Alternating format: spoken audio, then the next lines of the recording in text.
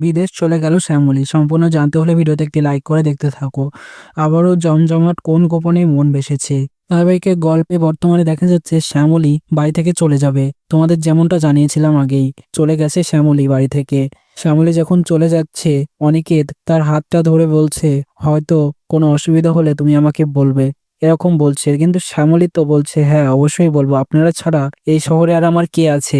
কিন্তু না, আপনি এখন অনন্যার কথাই ভালো করে ভাবুন, ভালো করে ভাবুন।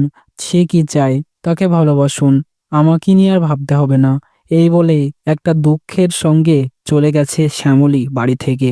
শ্যামলী ভাবছে এখন সে বিদেশে চলে যাবে।